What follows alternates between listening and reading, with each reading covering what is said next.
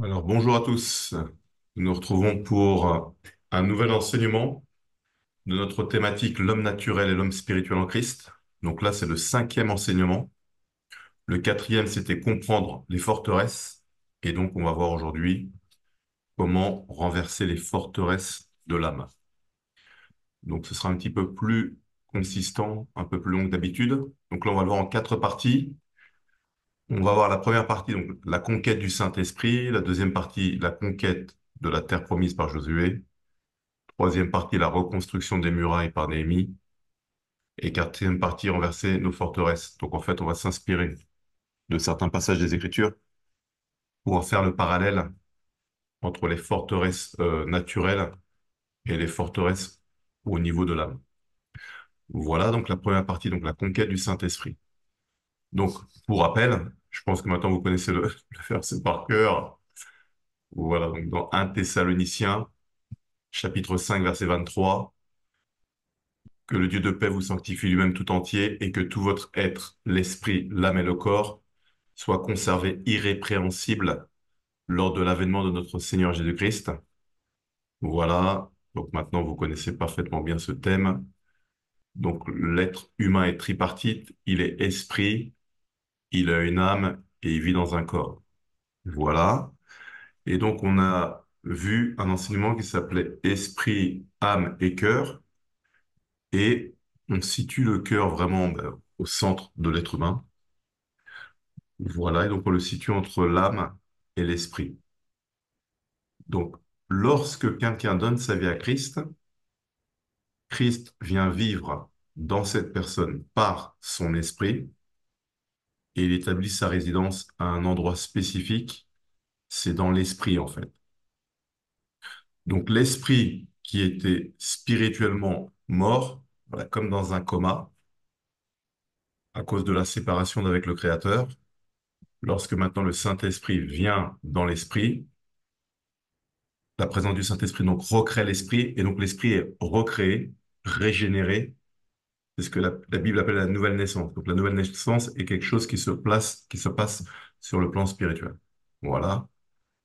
Et donc, normalement, la hiérarchie qui doit normalement être établie, c'est donc l'esprit, voilà, qui gouverne le cœur, qui gouverne l'âme et qui gouverne le corps. OK? Donc le Saint-Esprit établit sa demeure dans l'homme, précisément au niveau de son esprit. Donc, lorsque quelqu'un dit, est-ce que tu veux donner ta vie à Jésus-Christ? Est-ce que tu veux que Jésus-Christ vienne vivre dans ton cœur? Donc, le mot cœur, c'est le mot qu'on utilise, voilà, généralement. Mais si on doit vraiment être précis au niveau des termes, le Saint-Esprit vient établir sa demeure dans l'esprit. Pour rappel, dans l'Ancien Testament, le tabernacle était composé de trois parties, le parvis, l'âme et le corps. Et donc, le parallèle, en fait, entre le temple de Dieu que nous sommes, les chrétiens nés de nouveau, et le tabernacle. Donc, le parvis correspond au corps, l'âme correspond au lieu saint et l'esprit au lieu très saint. Et donc, la présence de Dieu était au niveau du lieu très saint, là où se situait donc l'Arche de l'Alliance. Et donc, le Saint-Esprit vient établir sa demeure dans le lieu très saint de l'homme qui correspond à son esprit. C'est pourquoi Paul, dans ses écrits, va faire ce parallèle, notamment dans 1 Corinthiens 3,16. Ne savez-vous pas que vous êtes le temple de Dieu et que l'Esprit de Dieu habite en vous? Donc on a vu que dans l'Ancienne Alliance, lorsque le peuple voulait entrer en contact avec Dieu, il devait se déplacer à un endroit particulier, c'est-à-dire le temple physique. Dans la Nouvelle Alliance, Jésus est venu réconcilier les hommes avec le Père, et donc le Père vient vers l'homme maintenant. Ce n'est plus l'homme qui va vers lui, le Père vient vers l'homme, et il vient précisément établir sa demeure dans la vie de l'homme, dans son être intérieur. L'homme devient ainsi le temple de Dieu. Voilà. Ensuite, alors, donc la première étape, c'est que le Saint-Esprit établit sa demeure dans l'homme. La deuxième étape, c'est que le Saint-Esprit, lui, il va renouveler l'intelligence de l'homme. Donc en fait, il établit une conquête. Il établit sa demeure dans l'esprit, mais après, il ne veut pas rester uniquement au niveau de l'esprit. Pour pouvoir être identique à l'image de Christ, maintenant, il faut que l'âme, qui est la vie, V-I-E, volonté, intelligence, entre parenthèses, pensée et émotion, il faut que le Saint-Esprit arrive à reconquérir également l'âme. Comment? Par le renouvellement de l'intelligence. Donc l'esprit est recréé. En revanche, L'intelligence, les pensées, elles sont transformées. On voit ça dans Romains chapitre 12, verset 2. Voilà, ne vous conformez pas au siècle présent, mais soyez transformés par le renouvellement de l'intelligence afin que vous discerniez quelle est la volonté de Dieu, ce qui est bon, agréable et parfait. Donc le mot grec pour transformer, c'est métamorpho, qui veut dire changer dans une autre forme, transformer, être transfiguré, métamorphosé. Et donc c'est ce mot-là, métamorphosis, qui correspond en fait aux différentes étapes que suit le papillon, voilà, pour passer de la chenille au papillon. C'est ce qu'on appelle la métamorphose du papillon. Donc là, je vous ai mis un petit schéma. Donc, vous voyez là, donc on a la chenille, on a l'œuf, pardon, la chenille. Voilà, donc il y a tout un protocole là qui s'appelle la métamorphose du papillon, jusqu'à ce que cette chenille devienne un papillon. Donc Paul utilise le même mot là, c'est le mot métamorphou, là, métamorphosis. Ça veut dire que quand on donne notre vie à Christ, le Saint-Esprit donc recrée l'esprit, par contre il ne peut pas recréer l'âme qui correspond à notre personnalité, parce que quelqu'un qui a 30 ans, 35 ans, 40 ans, il a sa mentalité, il a sa manière de voir, il a son système de pensée, il a ses croyances, il a ses convictions. Donc tout ça maintenant, ça doit être remodelé par le Saint-Esprit afin que ça corresponde, hein, à ce que disent les Écritures, ça corresponde à sa nouvelle nature en Christ. Donc là, on va parler de renouvellement de l'intelligence ou transformation de l'intelligence. Voilà. Une fois qu'il a réussi à conquérir l'âme, maintenant il faut qu'il s'attaque également au corps, que la Bible appelle communément la chair. Dans le corps, il y a une nature qui s'appelle la chair. Ça, on le verra lors du prochain enseignement. Et donc, c'est uniquement le Saint-Esprit qui peut faire mourir les œuvres de la chair. Voilà. Et les œuvres de la chair ont des désirs contraires à ceux de l'esprit. Et c'est notamment la chair qui pousse l'homme à pécher. Et donc, dans Romains chapitre 8, verset 13, si vous vivez en vous conformant à votre nature propre, vous allez mourir. Et si par l'esprit vous faites mourir les manières d'agir du corps, vous vivrez. Romains chapitre 8, verset 13. Voilà. Donc, on voit que le Saint-Esprit, lui, ce qu'il veut, c'est établir sa demeure, non seulement dans l'esprit, mais également dans l'âme et dans le corps. C'est pour ça que j'ai intitulé ce point-là, numéro 2, la conquête du Saint-Esprit. OK? Donc on voit qu'on n'est pas du tout dans une religion, là. La religion, c'est l'homme qui, par ses propres efforts, va essayer de changer. Voilà. Alors que la nouvelle alliance en Jésus-Christ, ce n'est pas l'homme qui va vers Dieu, mais c'est Dieu qui vient vers l'homme. Et donc, comme Dieu vient vers l'homme, il lui donne également la capacité de changer. C'est lui qui l'équipe pour pouvoir changer. Et donc, il donne son esprit qui vient établir sa demeure dans l'esprit. C'est ce qu'on voit là. C'est la nouvelle naissance. Le Saint-Esprit, lui, ensuite, il veut reconquérir l'âme. Donc, réaligner les pensées sur la pensée de Dieu, réajuster les émotions. Voilà, que la volonté de Dieu soit la volonté de l'homme et renverser les forteresses qui sont contraires à toute forteresse et toute hauteur qui s'élève contre la connaissance de Jésus-Christ. Et ensuite, il veut conquérir maintenant le corps. Voilà. Et qu'est-ce qu'on trouve dans le corps? On va trouver donc la chair, le péché et parfois des esprits impurs si des portes spirituelles ont été ouvertes ou si la personne avait des malédictions dites générationnelles. Donc voilà, donc c'est pour ça que j'ai mis, après avoir recréé notre esprit, le Saint-Esprit travaille maintenant au renouvellement dans notre intelligence, c'est-à-dire au niveau de l'âme, et à faire mourir les œuvres de la chair, au niveau du corps. Vous voyez, c'est ce qu'on appelle une conquête, quoi. Voilà, c'est être totalement gouverné, non plus par nos pensées vaines, voilà, ou par le Dieu de ce siècle, c'est de gouverner par Dieu lui-même, maintenant, par son esprit. Voilà. Alors, comment s'opère cette transformation? Donc, j'ai mis un petit exemple là. Donc, par exemple, à la conversion. Au niveau de l'âme, vous avez quelqu'un qui lutte avec la peur, avec la colère, avec l'orgueil, avec l'égoïsme et les pensées impures. Voilà. Cette personne, dans le corps, il y a des esprits impurs, des démons et des malédictions. Voilà, elle a été faire des pratiques occultes qui ont donné accès à des esprits impurs et elle a posé des actes qui ont produit des malédictions. Donc la personne, elle vient comme ça en fait. Voilà. Ce qui est intéressant, c'est que tout ça, c'est interne, hein, c'est intérieur. Donc des fois, les gens n'en ont même pas conscience. Ils en ont conscience quand ils viennent à Christ. Parce que quand le Saint-Esprit descend au niveau de l'esprit, lui, ce qu'il veut maintenant, c'est conquérir l'âme. Et quand il conquiert l'âme, il va commencer à mettre en lumière des choses qui étaient là, mais que beaucoup ignoraient. Voilà, c'est ce que j'intitule, moi, la conquête de l'esprit. Et donc, le but de cette conquête, c'est maintenant d'établir ce qu'on appelle le fruit de l'esprit. Ça, on le voit dans Galates chapitre 5, versets 22-23.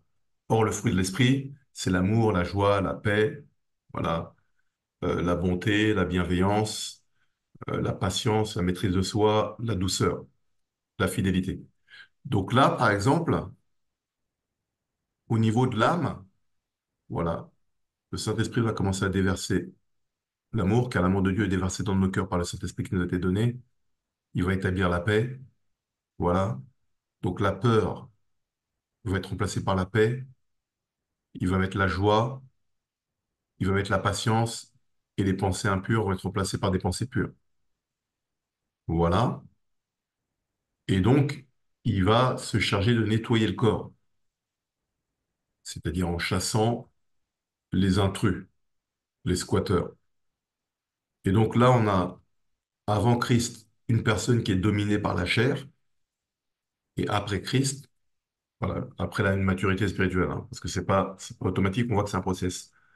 Lorsque la personne devient suffisamment mature en Christ, on voit que maintenant elle n'est plus dominée par la chair, mais elle est dominée par l'esprit, E majuscule, le Saint-Esprit. Alors maintenant, on va faire un parallèle. Du coup, donc là, on a vu cette approche de manière un petit peu, je dirais, théorique. On va s'inspirer maintenant de la conquête de la terre promise par Josué pour voir de manière concrète comment ça se produit. On va faire un parallèle, hein. Et donc, vous allez voir que, surtout, ce qu'il faut retenir, c'est que c'est progressif. Quand une personne donne sa vie à Christ et que le Saint-Esprit vient vivre en elle, ça, c'est immédiat.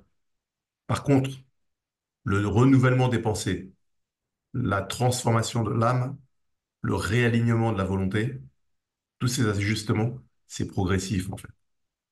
Voilà. Alors, les différentes étapes de la conquête de la terre promise sont une image de la vie chrétienne. En effet, dans Josué 1,8, Dieu dit à Josué que ce livre de la loi ne s'éloigne point de ta bouche, médite-le jour et nuit pour agir fidèlement selon tout ce qui est écrit, car c'est alors que tu auras du succès dans tes entreprises, c'est alors que tu réussiras. Donc, qu'est-ce qu'on peut dire dans cette première étape pour pouvoir, pour que l'esprit conquiert totalement l'âme et que la personne soit totalement transformée? C'est que la méditation de la parole, voilà, permet de conquérir la terre promise, c'est-à-dire que la méditation des Écritures permet de renouveler les pensées. Donc ça, c'est première étape.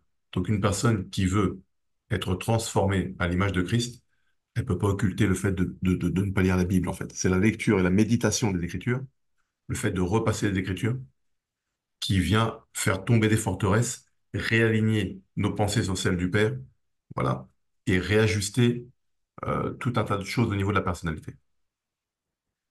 Deuxième point, donc Josué donc, traverse le Jourdain. Donc cette traversée, ça symbolise le baptême. Josué, chapitre 1, verset 10 à 11. Josué donna cet ordre aux officiers du peuple. Parcourez le camp, et voici ce que vous commanderez au peuple. Préparez-vous des provisions, car dans 3 jours, vous passerez ce Jourdain pour aller conquérir le pays dont l'Éternel, votre Dieu, vous donne la possession. Voilà. Donc première chose, méditation des Écritures, c'est la conquête au niveau de l'âme, là. Deuxième étape, le passage du Jourdain, ça symbolise le baptême. Voilà. Donc, si vous voulez vraiment le lire de manière concrète, vous pouvez lire Josué à partir du chapitre 1 jusqu'au chapitre 3. Ensuite, les espions vont examiner Jéricho. Donc, j'ai intitulé cette troisième étape l'introspection. Ils vont examiner Jéricho pour voir comment faire tomber cette ville. Et donc, il en est de même, hein. Lorsqu'une personne médite les Écritures, passe par les eaux du baptême, après, c'est important de faire une introspection pour dire, OK, quelles sont les choses qui en moi doivent changer pour que je puisse être totalement libre et à, voilà, manifester ma nouvelle identité en Christ. Donc Josué chapitre 2 versets 1 à 2. Alors, Josué, fils de Nun, fit partir secrètement de Sittim 2 espions, en leur disant, allez examiner le pays, et en particulier Jéricho. Ils partirent et ils arrivèrent dans la maison d'une prostituée, qui se nommait Rahab, et ils y couchèrent. On dit au roi de Jéricho, voici des hommes d'entre les enfants d'Israël sont arrivés ici cette nuit pour explorer le pays. Voilà, donc ils sont partis pour explorer. Et donc, le chrétien doit lui aussi explorer son être intérieur pour voir qu'il y a certaines habitudes qu'il faut qu'il change, certaines manières de parler qu'il faut qu'il change, certains, certaines choses auxquelles il croyait ou une certaine mentalité qu'il faut qu'il change. Tout ça, ça se fait notamment à travers l'introspection. Voilà. Ensuite, quatrième point, c'est le rapport des espions. Lorsqu'ils sont rentrés à Jéricho, le peuple sur place tremblait. Ça, on le voit dans Josué chapitre 2, verset 24. Ils dirent à Josué, certainement, l'Éternel a livré tout le pays entre nos mains, et même tous les habitants du pays tremblent devant nous. Donc, lorsque Dieu vient établir sa demeure dans la vie de quelqu'un, les esprits étrangers, là, impurs, qui sont présents, eux, ils commencent à trembler, parce qu'ils savent qu'ils vont devoir quitter les corps. Cinquième point, cela ne se fait ni par la force ni par la puissance, mais c'est Jésus lui-même en personne, hein, qui combat, voilà, pour nous à travers son esprit. Et donc le parallèle, c'est Josué, chapitre 5, versets 13 à 14. Comme Josué était près de Jéricho, il leva les yeux et regarda. Voici un homme se tenait debout devant lui, son épée nue dans la main. Il alla vers lui et lui dit, es-tu des nôtres ou de nos ennemis? Il répondit, non, mais je suis le chef de l'armée de l'Éternel. J'arrive maintenant. Josué tomba le visage contre terre, se prosterna et lui dit, qu'est-ce que mon Seigneur dit à son serviteur? Donc là, alors que le peuple s'apprêtait à attaquer Jéricho, il voit un homme avec une épée nue dans la main et il se présente comme étant le chef de l'armée de l'Éternel. Voilà. Donc ça, c'est Jésus là, voilà, le Fils de Dieu, qui était déjà venu pour se manifester, mais Josué n'en avait pas conscience. Alors comment on le sait? C'est parce qu'il s'est prosterné devant lui et il ne l'a pas relevé en fait.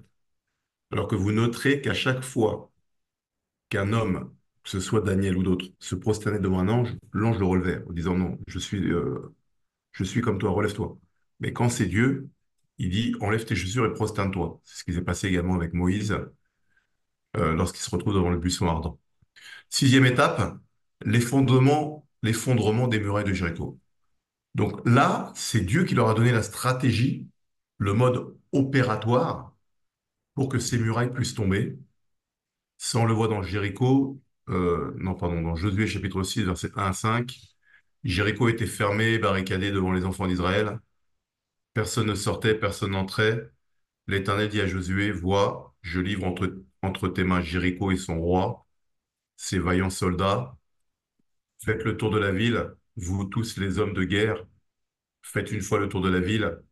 Tu feras ainsi pendant 6 jours. 7 sacrificateurs porteront devant l'arche 7 trompettes retentissantes. Le septième jour, vous ferez 7 fois le tour de la ville, et les sacrificateurs sonneront des trompettes.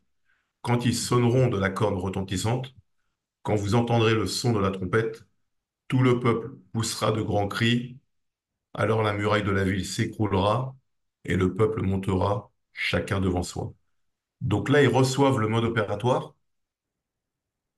ils ont simplement exécuté ce qui leur avait été dit, et les murailles se sont effondrées. Voilà. Donc on voit que c'est un petit peu pareil, le parallèle. Ah oui, donc voilà, septième étape. La conquête est progressive. C'est-à-dire que lorsque Dieu leur a dit de conquérir la terre promise, il leur a dit qu'ils auront 7 peuples à battre, voilà, à battre. Et donc, Exode chapitre 23, versets 27 à 30, on voit que c'est une conquête progressive. J'enverrai ma terreur devant toi, je mettrai en déroute tous les peuples chez lesquels tu arriveras, et je ferai tourner le dos devant toi tous tes ennemis. J'enverrai les frelons devant toi, ils chasseront loin de ta face les Éviens, les Cananéens et les Étiens.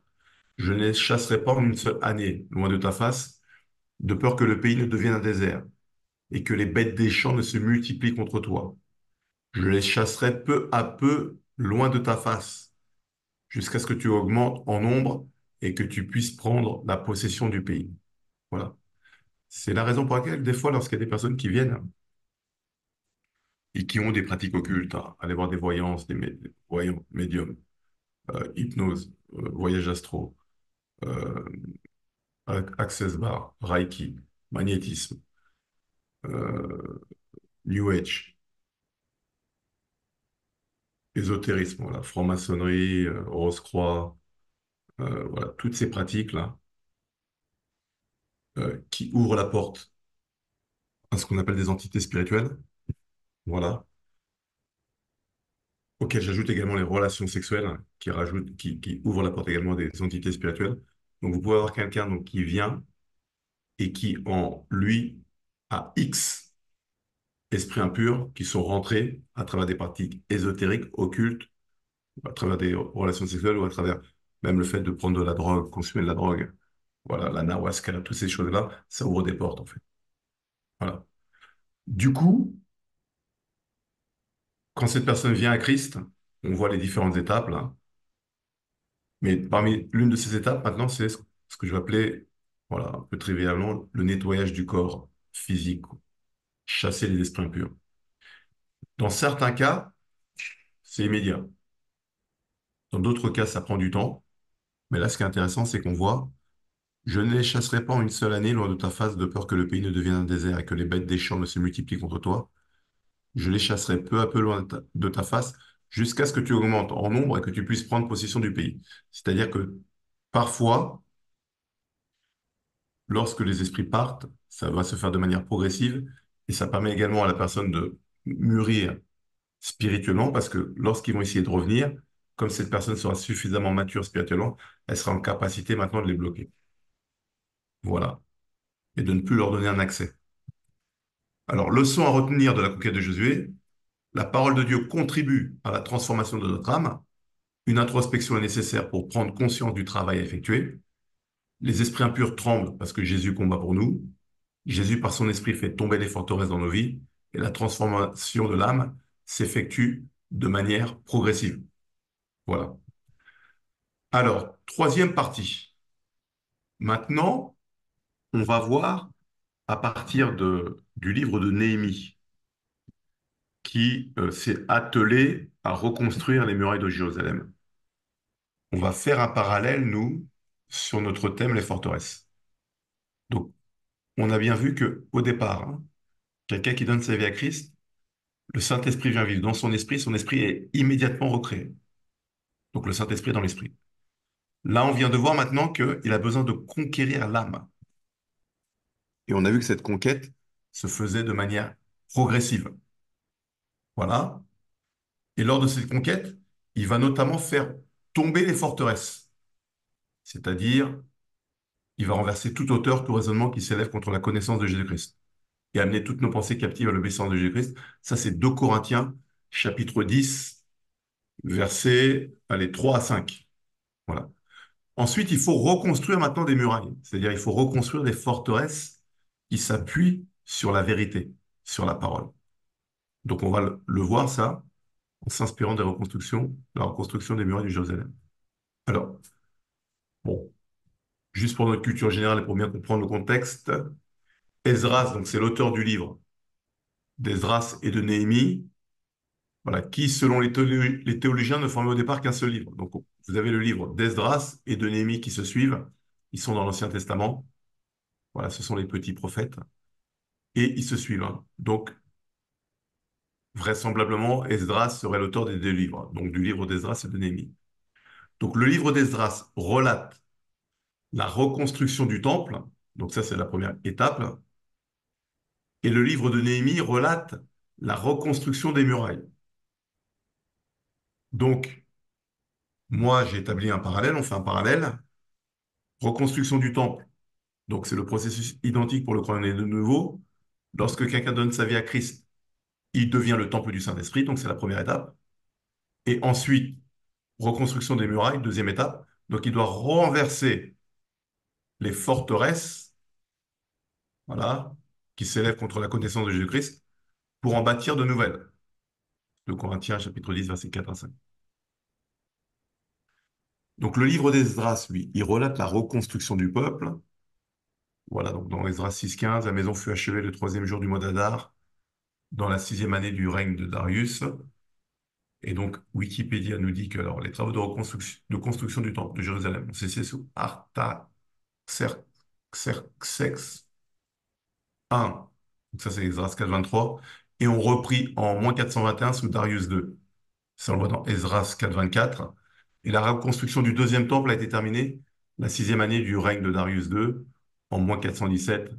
Ça, on le voit dans Esdras 6,15. Donc, le livre d'Esdras relate la reconstruction du temple.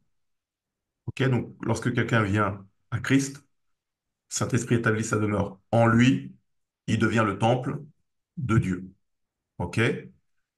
Ensuite, il faut maintenant faire tomber les anciennes murailles, anciennes mentalités, anciennes croyances, voilà, toutes ces choses, pour en reconstruire des nouvelles. Néhémie, il a réussi à reconstruire les murailles en 52 jours. Ça, on le voit dans Néhémie, chapitre 6, verset 15. Voilà. Donc, on va voir les différentes étapes. C'est que Néhémie, lui, la première étape, c'est qu'il apprend que les murailles ont été consumées par le feu. Néhémie 1,3. Ils me répondirent, ceux qui sont restés de la captivité sont là dans la province, au comble du malheur et de l'opprobre. Les murailles de Jérusalem sont en ruine et ses portes sont consumées par le feu. Donc Néhémie se déplace pour constater l'ampleur de la tâche et il projette de rebâtir les murailles. Ça, on le voit dans Néhémie 2,17. Je leur dis alors, vous voyez le malheureux état où nous sommes. Jérusalem est détruite et ses portes sont consumées par le feu. Venez, rebâtissons la muraille de Jérusalem et nous ne serons plus dans l'opprobre. Voilà. Donc, durant les travaux, des ennemis veulent interrompre la reconstruction des murailles. Donc, c'est intéressant parce que là, on est vraiment en train de voir le parallèle là, qui se passe lorsqu'on donne sa vie à Christ. Donc, ça, on le voit notamment dans Néhémie, chapitre 4, versets 6 à 18. Voilà. Nous rebâtîmes la muraille qui fut partout achevée jusqu'à la moitié de sa hauteur, et le peuple prit à cœur ce travail, mais Sandal, Tobija, les Arabes, les Ammonites, les Asdodiens furent très irrités en apprenant que la réparation des murs avançait et que les brèches commençaient à se fermer. Ils se liguèrent tous ensemble pour venir attaquer Jérusalem et lui causer du dommage. Nous priâmes notre Dieu et nous établîmes une garde, jour et nuit, pour nous défendre contre leurs attaques. Cependant, Judas disait, les forces manquent à ceux qui portent les fardeaux, et les décombres sont considérables, nous ne pourrons pas bâtir la muraille. Et nos ennemis disaient, ils ne seront et ne verront rien jusqu'à ce que nous arrivions au milieu d'eux. Nous les tuerons et nous ferons ainsi cesser l'ouvrage. Or, les Juifs qui habitaient près d'eux vinrent 10 fois nous avertir de tous les lieux d'où ils se rendaient vers nous. C'est pourquoi je plaçais dans les enfoncements, derrière la muraille, et sur des terrains secs, le peuple par famille, tous avec leur épée, leur lance et leur arc. Je regardais, et m'étant levé, je dis aux grands, aux magistrats et au reste du peuple, ne les craignez pas, souvenez-vous du Seigneur grand et redoutable, et combattez pour vos frères, pour vos fils et vos filles, pour vos femmes et pour vos maisons. Lorsque nos ennemis apprirent que nous étions avertis, Dieu anéantit leurs projets et nous retournâmes tous à la muraille, chacun à son ouvrage. Depuis ce jour, la moitié de mes serviteurs travaillaient et l'autre moitié était armée de lances, de boucliers, d'arcs et de cuirasses. Les chefs étaient derrière toute la maison de Juda. Verset 17. Ceux qui bâtissaient la muraille et ceux qui portaient ou chargeaient les fardeaux travaillaient d'une main et tenaient une arme de l'autre. Chacun d'eux, en travaillant, avait son épée sainte autour des reins. Celui qui sonnait de la trompette se tenait près de moi. Donc là, cet exemple-là, il est très bien. C'est que Néhémie, je fais un petit retour rapide là, apprend que les portes sont consumées par le feu. Un constat. Il se déplace pour constater l'ampleur de la tâche. Voilà. Et durant les travaux, les ennemis veulent interrompre la construction des murailles. Donc bien souvent, c'est ce qui se passe, hein. C'est que quand la personne donne sa vie à Christ, voilà, elle va se rendre compte maintenant qu'il y a des choses qui sont en elle dont elle avait conscience ou pas. Des blessures de l'âme liées peut-être à des traumatismes liés à l'enfance, euh, voilà, liés à un environnement familial compliqué, voilà, liés à des événements de la vie difficiles, agression, un proche qui décède, bagarre, violence, alcoolisme, enfin plein de choses qui vont créer des failles en fait. Voilà, comme les murailles qui vont créer des brèches. Voilà. En fonction de l'environnement aussi familial, il peut y avoir des traumas, si c'est vraiment un environnement avec beaucoup de violence verbale ou physique. Voilà, ensuite, il y a différentes étapes de la vie qui viennent en quelque sorte créer des brèches, des failles dans notre personnalité. Voilà. Et donc, maintenant, il faut reconstruire de nouvelles forteresses, de nouvelles murailles sur lesquelles on va pouvoir asseoir, bâtir et construire sa vie. OK. Alors, les murailles de Jérusalem avaient 12 portes. Donc ça, j'ai mis ça, c'est juste pour notre culture générale. Pourquoi? Parce qu'en étudiant ce sujet, j'ai observé que la reconstruction des murailles correspondait à la marche du chrétien, en fait. Donc ça, on va juste voir pour nous, hein. C'est une parenthèse, hein. On va être un petit peu grande, mais c'est juste pour notre culture générale. Et puis après, on va se recentrer sur notre sujet. Voilà, mais les 12 portes des murailles. Donc il y avait les portes des brebis, la porte des poissons, la vieille porte, la porte de la vallée, la porte du fumier, la porte de la source, la porte des eaux, la porte des chevaux, la porte de l'Orient, la porte de Mikfad. Donc ces 10 portes, on les retrouve dans Néhémie au chapitre 3. Voilà. Il y a ensuite la porte Éphraïm, ça c'est dans Néhémie 12:39, et la porte de l'angle, c'est dans 2 Rois 4:13. Donc il y a un total de 12 portes. Donc on va voir les 10 portes des murailles. Donc la porte des brebis correspond à la conversion. Pourquoi? Parce que Jésus est la porte des brebis. Jean 17, Jésus leur dit encore, en vérité, je vous le dis, je suis la porte des brebis. OK? Cette porte-là, la porte des brebis, on la retrouve également dans Jean, chapitre 5, verset 2 et versets 5 à 6. Or, à Jérusalem, près de la porte des brebis, il y a une piscine qui s'appelle en hébreu Bethesda et qui a 5 portiques. Verset 5, là se trouve un homme malade depuis 38 ans. Jésus l'ayant vu coucher et sachant qu'il était malade depuis longtemps, lui dit, veux-tu être guéri? Et le mot pour guéri, c'est le mot grec eugiz, qui veut dire être sain, rendre quelqu'un entier, c'est-à-dire le restaurer dans sa santé. Donc, Néhémie, lui, il commence sa reconstruction par la porte des brebis. La porte des brebis, voilà, correspond à Jésus qui est la porte. Donc là, déjà, le parallèle, il est étonnant, quoi.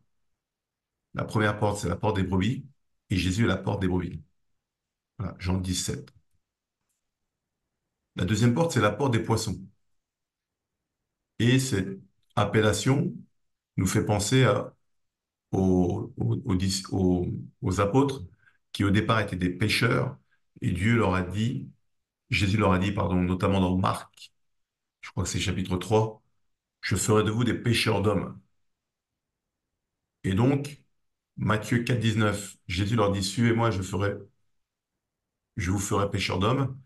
Et Matthieu 28:19, allez, faites de toutes les nations des disciples, les baptisant au nom du Père, du Fils et du Saint-Esprit.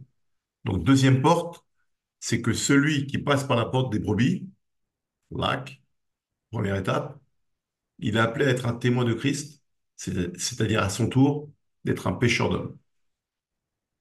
Voilà, la troisième porte, elle s'appelle la vieille porte. Et cette vieille porte nous fait automatiquement penser à la loi, l'ancienne loi, et à la nouvelle alliance, en fait. Voilà, toutes choses anciennes sont passées, voici toutes choses sont devenues nouvelles. Et la personne maintenant devient enfant, héritier de Dieu. Et donc dans Matthieu chapitre 11, verset 11, je vous le dis en vérité, parmi ceux qui sont nés de femmes, il n'en a point paru de plus grand que Jean-Baptiste. Cependant, le plus petit dans le royaume des cieux est plus grand que lui. OK? Et 2 Corinthiens 5, 17, si quelqu'un est en Christ, il est une nouvelle créature, les choses anciennes sont passées, voici toutes choses sont devenues nouvelles. Première porte, porte des brebis. Jésus est la porte des brebis. Deuxième porte, porte des poissons. Jésus a dit, je ferai de vous des pêcheurs d'hommes. Troisième porte, la vieille porte. Le parallèle avec toutes choses anciennes sont passées, toutes choses sont devenues nouvelles. La quatrième porte, c'est la porte de la vallée. Et la vallée nous fait penser à l'épreuve, hein. Voilà. Donc chaque chrétien, à un moment donné, va passer par des épreuves. Psaume 23,4, quand je marche dans la vallée de l'ombre de la mort, je ne crains aucun mal, car tu es avec moi, ta houlette et ton bâton me rassurent. Psaume 84, versets 5 à 6, heureux ceux qui placent en toi leur appui, ils trouvent dans leur cœur des chemins tout tracés. Lorsqu'ils traversent la vallée de Baca, ils la transforment en un lieu plein de sources, et la pluie la couvre aussi de bénédictions. Et 1 Pierre 5, 6, humiliez-vous donc sous la puissante main de Dieu, afin qu'il vous élève quand le temps sera venu. Cinquième porte, la porte du fumier. Voilà. Et donc cette porte-là, ça évoque le dépouillement des œuvres de la chair. Et donc, on voit que c'est par cette porte qu'était évacué le fumier et les ordures hors des murs de la ville. Notons que la porte du fumier été située à l'opposé de la porte des brebis, c'est-à-dire au point le plus éloigné de la ville. Voilà. Et donc, ça nous fait penser à Ézéchiel 36, versets 25 à 26. Je répandrai sur vous une eau pure et vous serez purifiés. Je vous purifierai de toutes vos souillures et de toutes vos idoles. Je vous donnerai un cœur nouveau et je mettrai en vous un esprit nouveau. J'ôterai de votre corps le cœur de pierre et je vous donnerai un cœur de chair. Voilà, 2 Corinthiens 7, 1. Ayant donc ces promesses, bien-aimés, purifions-nous nous-mêmes de toute souillure de chair et d'esprit, achevons la sainteté dans la crainte de Dieu. Voilà, cinquième porte. Donc vous voyez, toutes ces portes-là, elles représentent la marche chrétienne. Donc c'est toujours intéressant de voir comment l'Ancien Testament, c'est l'ombre des choses à venir. Voilà. La sixième porte, elle porte comme nom la porte de la source. Et là, on peut faire un parallèle entre les fleuves d'eau vive qui correspondent à l'œuvre du Saint-Esprit à l'intérieur de l'esprit du croyant né de nouveau. Ça, ce passage, on le retrouve dans Jean, chapitre 7, versets 37 à 39. Le dernier jour, le grand jour de la fête, Jésus se tenant debout, s'écria, si quelqu'un a soif, qu'il vienne à moi et qu'il boive. Celui qui croit en moi, des fleuves d'eau vive couleront de son sein, comme le dit l'Écriture. Il dit cela de l'Esprit que devaient recevoir ceux qui croiraient en lui, car l'Esprit n'était pas encore, parce que Jésus n'avait pas encore été glorifié. Septième porte, la porte des eaux. Voilà. Les eaux qui sont souvent qui sont souvent une image de la parole de Dieu, parce que la parole de Dieu, c'est elle qui vient nous purifier. Ça, on le voit dans Jean chapitre 4. Euh, Jean chapitre 4 qui dit, voilà, je suis le vrai cep et mon père le vigneron, tout serment qui est en moi et qui ne porte pas de fruit, il le retranche. Tout serment qui porte du fruit, il est mon afin qu'il porte encore plus de fruits. Verset 4. Déjà, vous êtes purs à cause de la parole que vous avez entendue. Voilà, déjà, vous êtes purs à cause de la parole que vous avez entendue. Donc déjà, la parole, le fait d'entendre la parole, ça purifie. Et dans Éphésiens, chapitre 5, versets 25 à 26, Marie, aimez vos femmes comme Christ a aimé l'Église et s'est livré lui-même pour elle, afin de la sanctifier par la parole, après l'avoir purifiée par le baptême d'eau. Donc la parole de Dieu sanctifie. Huitième porte.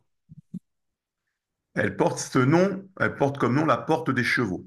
Ça nous évoque le combat spirituel, quoi. Parce que quand vous voyez des chevaux, généralement, ça symbolise le combat. Et on le voit notamment dans Apocalypse 6.2. Est-ce que c'est vraiment 6.2 ou 19.2? Je vais vérifier, hein. Voilà, puis je vis. Ouais, non, ma référence, elle n'est pas bonne. C'est Apocalypse 19, je crois, versets 11 à 14. Puis je vis le ciel ouvert, et voici parut un cheval blanc. Celui qui le montait s'appelle Fidèle et Véritable, et il juge et combat avec justice. Ses yeux étaient comme une flamme de feu, sur sa tête étaient plusieurs diadèmes. Il avait un nom écrit que personne ne connaît, si ce n'est lui-même, et il était revêtu d'un vêtement teint de sang. Son nom est la parole de Dieu. Les armes qui sont dans le ciel, les armées qui sont dans le ciel le suivaient sur des chevaux blancs, revêtus d'un fin lin blanc et pur. 2 Timothée 4,7. J'ai combattu le bon combat, j'ai achevé la course, j'ai gardé la foi. Donc voilà, la huitième porte, c'est la porte des chevaux. La neuvième porte, la porte de l'Orient. Ça évoque le retour du Seigneur. Pourquoi? Parce que la Bible dit que c'est de l'Orient que va revenir le Seigneur, Matthieu 24, 27. Car comme l'éclair part de l'Orient et se monte jusqu'en Occident, ainsi sera l'avènement du Fils de l'homme. La 10e porte, c'est la porte de Mifkad, qui correspond au rassemblement et aux récompenses. Donc là, je vous ai mis une référence d'un commentaire biblique. Le mot Mifkad a une double signification. Il veut aussi bien dire inspection que répartition.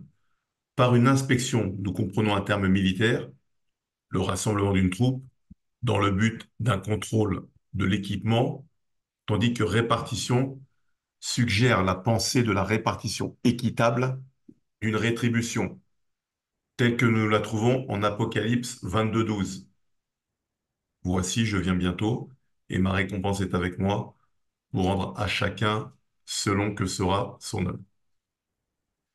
Alors, leçon à retenir de la reconstruction des murailles par Néhémie, notre vie est parfois en ruine quand nous donnons notre vie au Seigneur.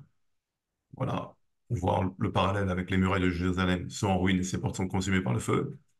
Nous avons besoin de reconstruire nos fondements sur la bonne base, à savoir Christ, qui est la pierre angulaire. Les ennemis ne manqueront pas de se lever pour interrompre le travail, voilà, mais Dieu les mettra en déroute. Il nous faut donc travailler, c'est-à-dire méditer la parole, et combattre, c'est-à-dire prier, pour permettre au Saint-Esprit de restaurer notre âme. J'ai mis comme parallèle, comme verset, ceux qui bâtissaient la muraille, ceux qui portaient ou chargeaient les fardeaux, travaillaient d'une main et tenaient une arme de l'autre. Voilà. Donc parfois, selon les cas, il est bien d'être entouré de personnes qui peuvent nous aider. Voilà. Et donc, l'Église est faite pour ça. C'est pour ça que Jésus a dit, un jour, il est en train de manger avec des publicains, avec des gens de mauvaise vie, et il y a des scribes qui sont présents et qui disent, cet homme n'est pas un prophète. Si c'est un prophète, ils sauront que ces gens sont mauvais. Et Jésus leur dit, il était trop fort, il dit, je suis venu, ce ne sont pas les bien portants qui ont besoin de médecins, ce sont les malades. Et ben moi, je suis venu pour ceux qui sont malades. Voilà. Alors, quatrième partie, renverser nos forteresses. Alors, les différentes étapes pour renverser nos forteresses. Première étape, c'est identifier les forteresses. Donc, c'est ce qu'on a vu lors du cours précédent, comprendre les forteresses. Deuxième étape, c'est comparer nos forteresses avec ce que disent les Écritures. Troisième étape, prier pour demander au Père de renverser les forteresses et le cas échéant, chasser l'esprit impur qui serait rentré à travers les blessures de l'âme. Quatrième étape, méditer et apprendre par cœur les versets qui contredisent nos forteresses afin de pouvoir les proclamer dès lors que notre ancienne mentalité essaie de ressurgir à nouveau. Cinquième étape, veiller à toujours être rempli du Saint-Esprit afin de ne pas accomplir les œuvres de la chair, mais au contraire de manifester le fruit de l'Esprit. Voilà, donc là, j'ai décomposé en 5 étapes. Donc, on va les voir un peu plus en détail. Alors, première étape, donc, identifier les forteresses. Donc, c'est ce qu'on a vu lors du cours précédent et c'est ce qu'on a vu en introduction, hein. Donc, petit rappel, mon ancien moi a mon ancienne mentalité. Donc, je peux venir avec la peur, la colère, l'orgueil, l'égoïsme, les pensées impures. Et j'ai pu ouvrir des portes. Il y a des esprits impurs qui sont rentrés et puis il y a des malédictions. Voilà. Et là, on est dominé par la chair. Parce que comme mon esprit est spirituellement mort, je fonctionne uniquement avec mon âme, c'est-à-dire avec mes émotions, mon intelligence, mes pensées et ma propre volonté. C'est ce qu'on appelle, sur le plan biblique, être dominé par la chair. C'est être une personne charnelle. Voilà. Le Saint-Esprit, lui, il vient, il établit sa demeure dans mon esprit, il veut conquérir mon âme, c'est-à-dire renouveler mon intelligence, voilà, et descend dans le corps pour nettoyer le corps. Lorsqu'il parvient, il y parvient, voilà, et que je ne marche plus selon la chair, je marche désormais maintenant selon l'esprit. Et tout ça se fait avec l'assistance du Saint-Esprit.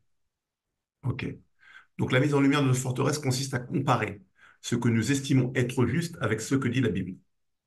Philippiens chapitre 4, verset 8. Enfin, frères et sœurs, portez vos pensées sur tout ce qui est vrai, tout ce qui est honorable, tout ce qui est juste, tout ce qui est pur, tout ce qui est digne d'être aimé, tout ce qui mérite l'approbation, ce qui est synonyme de qualité morale et ce qui est digne de louange. Donc là, j'ai mis la version Louis II 21. Dans ce verset, on a 8 points. Ça veut dire quoi? Ça veut dire que moi, à la lecture des Écritures, en méditant les Écritures et la méditation des Écritures viennent transformer mes pensées, mon intelligence, et donc elles viennent reparamétrer, reconfigurer, réajuster mon système de pensée, qui lui s'appuyait sur les éléments de la société, du monde moderne, en fait. Et donc, la parole m'aide à savoir ce qui est vrai, ce qui est honorable, ce qui est juste, ce qui est pur, ce qui est aimable, ce qui mérite l'approbation, ce qui est signe de qualité morale et ce qui est digne de louange. Lorsque j'arrive à réaligner mes pensées sur ces 8 principes, vous allez voir que la paix, vous allez voir, pardon, que la peur, que la colère, que l'égoïsme, voilà, que l'anxiété, que toutes ces choses qui étaient présentes vont diminuer progressivement. Voilà.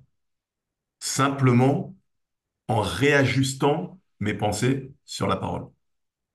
Voilà. Deuxième étape, comparer nos forteresses avec les Écritures. J'ai mis un exemple, hein. Donc, supposons que quelqu'un dans son ancienne mentalité, cette personne était gouvernée par la peur.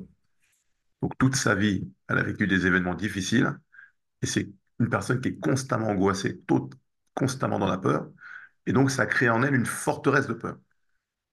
Et bien, pour pouvoir faire tomber cette forteresse, il faut méditer les Écritures afin que l'intelligence soit renouvelée, justement en trouvant dans les Écritures des versets qui viennent contredire la peur. Donc j'ai mis par exemple Philippiens chapitre 4 versets 6 à 7. Ne vous inquiétez de rien, mais en toute chose, faites connaître vos besoins à Dieu par des prières et des supplications avec des actions de grâce, et la paix de Dieu qui surpasse toute intelligence gardera vos cœurs et vos pensées en Jésus-Christ. Typiquement, ça veut dire quoi? Quelqu'un qui combat avec la peur, lorsqu'elle lit ce passage, qu'elle le médite et qu'elle se l'approprie, progressivement, cette forteresse de peur commence à être démantelée. Parce que désormais, elle ne va plus appuyer sa confiance sur peut-être les choses qu'elle voit, sur son compte bancaire, sur sa peur d'être licenciée, sur sa peur de faire un accident, sur sa peur de mourir, parce que désormais, elle va appuyer sa confiance sur ce que dit la Bible. Et le fait de changer son axe de confiance, ça va faire disparaître la peur. Voilà. Maintenant, j'ouvre une parenthèse, si cette forteresse est solidement ancrée au point tel que ça donnait accès à un esprit de peur, voilà, à ce moment-là, il faut prier pour qu'il puisse partir. Mais avant, il faut que la forteresse soit ébranlée, parce que si vous priez sans ébranler la forteresse, il va revenir. Voilà. Dès qu'il y aura un événement qui va susciter la peur, il va revenir. Alors, deuxième exemple, forteresse du rejet. Donc là, si vous regardez bien, j'ai mis les exemples qu'on a vus dans le cours précédent. On avait vu forteresse de peur, forteresse du rejet. Donc c'est pour ça que j'ai fait exprès de les reprendre. Donc, comment faire tomber la forteresse du rejet? C'est avoir l'assurance de l'amour de Dieu à mon égard. Si mes parents, si mes proches, ou si les gens m'ont toujours rejeté, le meilleur moyen de faire tomber cette forteresse, c'est d'avoir la conviction, l'assurance, la certitude que Dieu vous aime tellement que le rejet n'a plus de place en vous, en fait. Et ça, on le voit notamment dans Romains, chapitre 5, versets 6 à 8. En effet, alors que nous étions encore sans force, Christ est mort pour des pécheurs non fixés. À peine mourrait-on pour un juste. Peut-être accepterait-on de mourir pour quelqu'un de bien. Mais voici comment Dieu prouve son amour envers nous. Alors que nous étions encore des pécheurs, Christ est mort pour nous. Voilà. Donc, lorsque la personne a l'assurance de l'amour de Dieu, eh ben, ça fait disparaître le rejet. Mais encore une fois, comme j'ai dit précédemment, des fois, il peut y avoir un esprit impur qui est rentré. Donc là, pareil, faire tomber la forteresse, chasser l'esprit. Voilà. Forteresse de la critique négative. Donc il y a des gens qui critiquent tout le temps. C'est des champions du monde. Voilà. Et il y en a beaucoup dans le sport, là.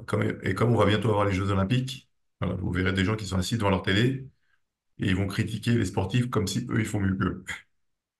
Ah, bon, c'est humain, hein. Mais voilà, donc, il peut y avoir des fois dans l'ancienne mentalité des critiques, mais des gens qui sont dans la critique exagérée, quoi. Voilà. Et donc, il faut être en capacité aussi également de faire tomber cette forteresse. Et ça commence déjà par se juger soi-même, hein. Voilà, c'est pour ça que j'ai pris l'exemple des sportifs.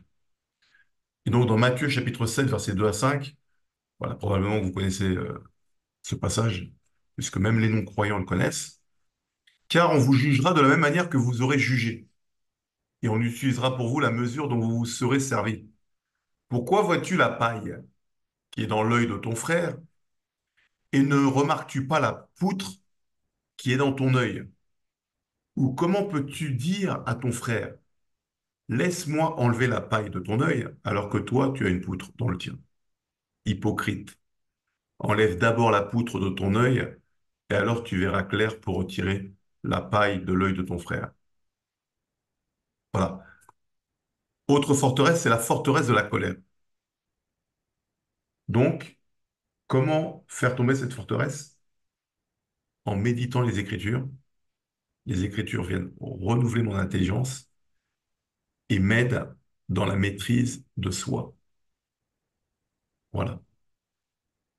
J'insiste, hein. Là, on n'est pas dans du développement personnel, hein. Toutes ces choses, je ne les fais pas par moi-même, hein, par mes propres forces. Mais lorsque tu médites les Écritures et que tu t'appropries les passages des Écritures, le Saint-Esprit maintenant va s'appuyer sur les Écritures pour te rendre capable, voilà, de faire ce que tu ne pouvais pas faire avant. Mais avant, il faut que tu médites, il faut que tu acceptes, que tu crois et que tu intègres pour permettre au Saint-Esprit maintenant de t'aider à faire tomber cette forteresse. Alors pour la colère, j'ai mis Jacques chapitre 1 verset 19 à 20. Ainsi donc mes frères et sœurs bien-aimés, que chacun soit prompt à écouter, lent à la colère, lent à se mettre en colère, car la colère de l'homme n'accomplit pas la justice de Dieu. Proverbe 16, 32, celui qui est lent à la colère vaut mieux qu'un héros, et celui qui est maître de lui-même que celui qui prend des villes. Voilà. Troisième étape, prier pour demander au Père de renverser les forteresses. Donc voilà, donc prière générale. Là, je suis gentil, j'ai tout écrit, là. Voilà, prière générale. Donc Père, je reconnais humblement que j'ai des forteresses qui empêchent le Saint-Esprit de me transformer à l'image parfaite de Christ et ralentissent son œuvre à l'intérieur de moi. En ce jour, je te livre mon esprit, mon âme et mon corps, et je t'invite à renverser toute forteresse contraire à la volonté de Dieu pour ma vie, selon qu'il est écrit. Car les armes avec lesquelles nous combattons ne sont pas charnelles, mais elles sont puissantes par la vertu de Dieu, pour renverser des forteresses. Nous renversons les raisonnements et toute hauteur qui s'élève contre la connaissance de Dieu, et nous amenons toute pensée captive à l'obéissance de Christ. De Corinthiens chapitre 10, versets 4 à 5. Voilà. Donc ça, c'est la prière générale. Et maintenant, la prière spécifique, lorsque vous avez fait l'introspection et que vous avez conscience des forteresses qui vous dérangent, maintenant, vous pouvez prier en les citant. Voilà. Donc, par exemple, Père, je reconnais humblement que j'ai la forteresse de, par exemple, la colère. Je renonce désormais à cette forteresse de colère dans ma vie. Saint-Esprit, je te livre mon esprit, mon âme et mon corps, et je t'invite à renverser cette forteresse afin que je sois libre en Christ. Amen. Dans le cas où un démon, un esprit impur serait entré dans ma vie à travers cette forteresse, voilà, exemple de l'esprit de colère, je commande maintenant à tout esprit de colère de quitter immédiatement ma vie, car j'ai renoncé à la colère. Je ne veux plus de toi dans ma vie. Voici, je t'ordonne de quitter immédiatement et définitivement ma vie. Au nom de Jésus-Christ. Amen. Voilà, lorsque vous faites ça, vous restez calme quelques secondes, et peut-être que là, vous allez bâiller, éternuer, tousser, voilà, vous sentir comme un truc là. Voilà, des fois, ça part comme ça, de manière aussi simple, en fait. Quatrième étape, méditer et apprendre par cœur les versets qui contredisent nos forteresses. Alors, apprendre par cœur au moins 3 à 4 versets en fonction de la forteresse qui nous correspond. Ça, c'est une technique que je vous donne. Parce que si quelqu'un, par exemple, lutte avec la peur, elle note des versets sur la peur, elle les cite et dit maintenant, je renonce à la peur. Voilà. Et qu'elle n'a pas mémorisé 3 ou 4 versets, vous allez voir que dans la semaine qui suit, elle va prendre le RER A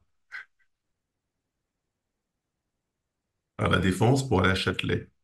Et ce beau RER va se bloquer entre Aubert et Châtelet, dans le tunnel. Et puis, il va y avoir une coupure d'électricité. Voilà. Et le chauffeur va dire, oui, il y a un accident voyageur sur le quai à Châtelet. Nous devons patienter 30 minutes. Et là, la personne qui combattait contre la peur, elle avait réussi à vaincre la peur. Coupure de lumière, le RER, il est blindé. Elle entend 30 minutes.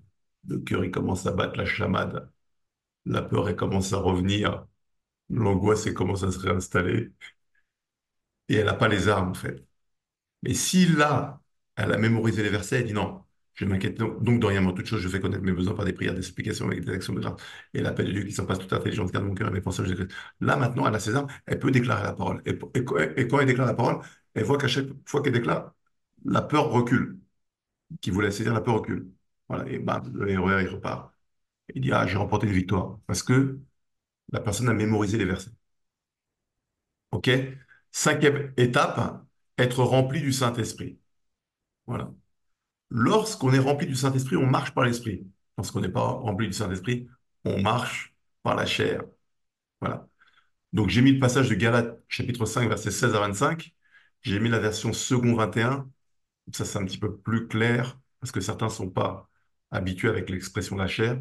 Voici donc ce que je dis, marchez par l'Esprit, vous n'accomplirez pas les désirs de votre nature propre. En effet, la nature humaine a des désirs contraires à ceux de l'Esprit, et l'Esprit a des désirs contraires à ceux de la nature humaine. Ils sont opposés entre eux de sorte que vous ne pouvez pas faire ce que vous voudriez. Cependant, si vous êtes conduit par l'Esprit, vous n'êtes pas sous la loi. Les œuvres de la nature humaine sont évidentes. Ce sont l'adultère, l'immoralité sexuelle, l'impureté, la débauche, l'idolâtrie, la magie, les haines, les querelles, les jalousies, pardon, les colères, les rivalités, les divisions, les sectes, l'envie, les meurtres, l'ivrognerie, les excès de table et les choses semblables. Donc tout ça, c'est les œuvres de la chair. Donc on va voir lors du prochain enseignement qu'est-ce que la chair sur le plan spirituel. Je vous préviens, comme je l'ai déjà fait, ceux qui ont un tel comportement n'hériteront pas du royaume de Dieu. Mais le fruit de l'esprit, c'est l'amour, la joie, la paix, la patience, la bonté, la bienveillance, la foi, la douceur, la maîtrise de soi. Donc là, on voit le parallèle, hein. Donc on a vu toutes les œuvres de la chair, la colère, l'adultère, la magie, etc. Et là, maintenant, on voit les œuvres de l'esprit, l'amour, la joie, la paix, la patience, la bonté, la bienveillance, la foi, la douceur, la maîtrise de soi. Voilà. Alors, contre de telles attitudes, il n'y a pas de loi. Verset 24. Ceux qui appartiennent à Jésus-Christ ont crucifié leur nature propre avec ses passions et ses désirs. Si nous vivons par l'Esprit, laissons-nous aussi conduire par l'Esprit. Donc, on voit que le meilleur moyen pour que le Saint-Esprit gouverne notre âme, pour ne plus être assujetti aux désirs de la chair, pour ne plus être sous l'emprise des forteresses, eh ben, le meilleur moyen, c'est d'être rempli par l'Esprit pour être conduit par l'Esprit. Voilà. Donc, en conclusion, on a vu dans ce cours comment renverser les forteresses de l'âme. Donc, première étape, un non-croyant entend parler de l'évangile, il tombe sur une vidéo sur YouTube, un ami lui parle de Christ, il est tout seul, il a un rêve, il voit Jésus, ça arrive beaucoup au Moyen-Orient. Ça. Voilà, quel que soit le moyen que Dieu utilise, il est convaincu, il donne sa vie à Jésus-Christ, le Seigneur vient établir sa demeure en lui, dans son esprit. L'esprit est recréé. En revanche, l'âme n'est pas régénérée, elle n'est pas transformée, elle n'est pas régénérée, parce que l'âme, elle doit être renouvelée au niveau de notre intelligence et le corps, lui, reste idem, donc il doit être nettoyé. Donc comme on est être tripartite, l'esprit, le Saint-Esprit est dans l'esprit, et donc maintenant il va essayer de transformer notre intelligence en faisant tomber les forteresses, et ensuite nettoyer le corps en expulsant, voilà, tout squatteur spirituel afin que l'être tout entier, l'esprit, l'âme et corps, soit pur devant le Père. Tout cela se fait par le Saint-Esprit. Il y a besoin de notre collaboration, voilà. Et donc c'est la raison pour laquelle on voit ce genre d'enseignement, afin que vous puissiez identifier et comprendre comment ça fonctionne. Voilà. Donc lorsque la vidéo sera en ligne sur la chaîne YouTube, vous pourrez télécharger le PDF et du coup suivre les 5 étapes. C'est la fin de notre enseignement. Je vous dis à très bientôt. Très bonne fin de journée à vous.